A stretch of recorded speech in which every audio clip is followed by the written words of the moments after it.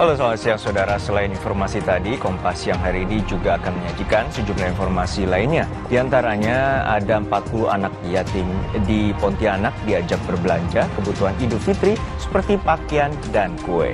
Selain itu saudara, hari ini ada juga informasi serba-serbi Ramadan. Bersama saya Mercy Tirayo. Dan saya Harjuno Pramudito, kita jelang Kompas yang sekapnya hanya di Kompas TV, independen, terpercaya.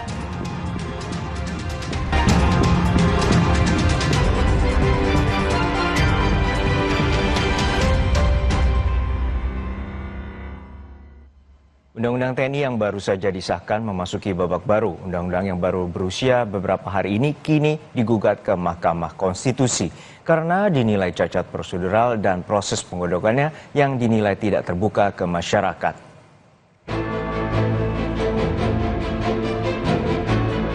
Sembilan mahasiswa Universitas Indonesia mengajukan uji formil menggugat undang-undang tersebut ke Mahkamah Konstitusi pada 21 Maret lalu.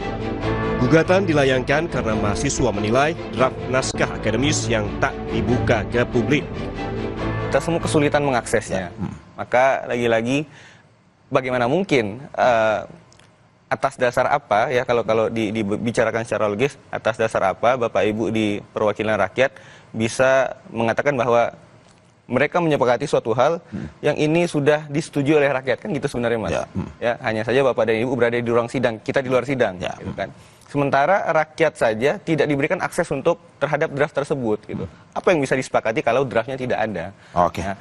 Satu hal juga Mas yang harus saya tambahkan, ketika beredar informasi draft ini problematik, banyak kritik atau pandangan dari masyarakat, saya rasa itu adalah suatu aspirasi dari masyarakat. Namun yang cukup kecewa dari saya dan teman-teman adalah ketika dikatakan ini banyak kritikan atau masukan atau input dari masyarakat terhadap draft ini, namun dari Bapak Ibu dari DPR mengatakan draft ini belum fix, akan diganti dan di-keep dulu draftnya. Jadi bagaimana ini? Apakah DPR... Ada kegamangan ya di situ ya? Oke, sip. Oke, cek. Sivitas Akademika Universitas Muhammadiyah Yogyakarta juga bersiap melayangkan uji materi Undang-Undang TNI ke Mahkamah Konstitusi. Sivitas Akademika UMY menilai Undang-Undang TNI yang baru disahkan mengancam supremasi sipil dan bertentangan dengan semangat reformasi.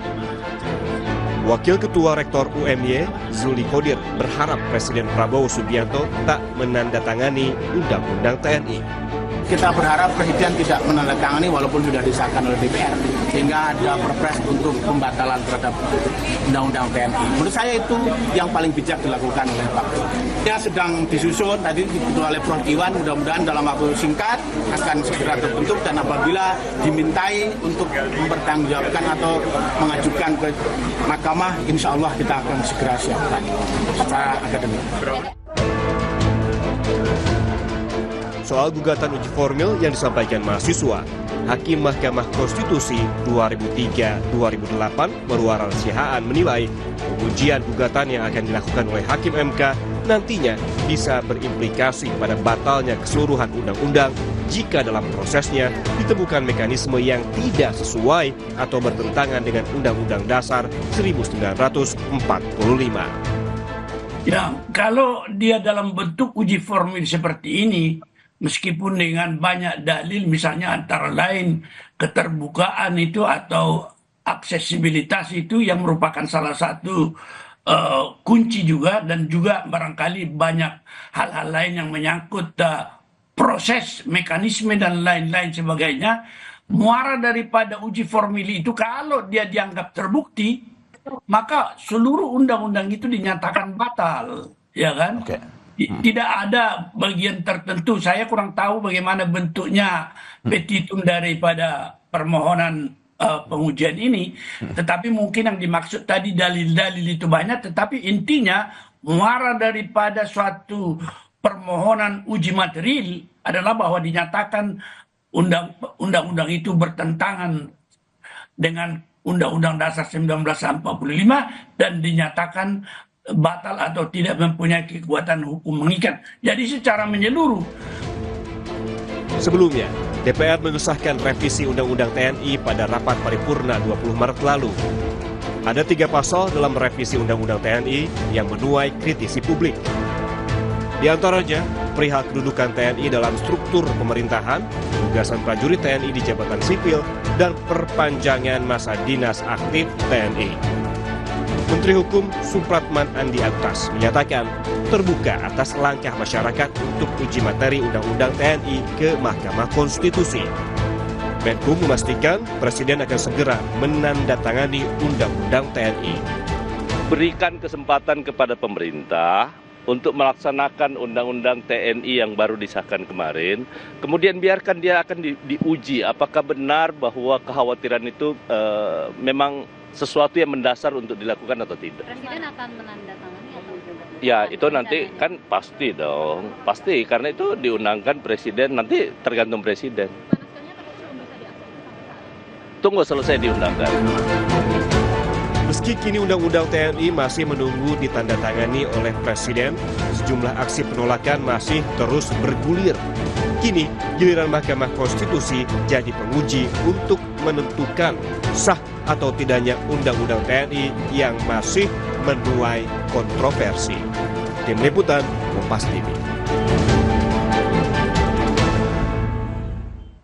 Beralih ke informasi lain, Saudara. Pertamina Patraniaga Regional Papua Maluku melakukan sidak di SPBU yang ada di Kota Sorong. Kegiatan ini guna memastikan produk bahan bakar yang disalurkan ke masyarakat sesuai dan dapat mencukupi selama Hari Raya Idul Fitri. Salah satunya yang terpantau di SPBU Kilometer 16 Kota Sorong yang disidak Satuan Tugas Pertamina pada Senin pagi. Bahan bakar minyak Pertamax diukur volume takaran dan kualitasnya. Hal ini dilakukan saat masyarakat tengah mengantre BBM sebagai upaya transparansi bahwa BBM yang diberikan sesuai takaran dan tidak mengalami pengoplosan. Ya, secara visual dan sudah dilakukan oleh teman-teman di lokasi seperti biasanya, itu kegiatan untuk kontrol produk itu baik secara visual dan nampak baik. Dan kita juga menguji density, suhu, dan takaran volume.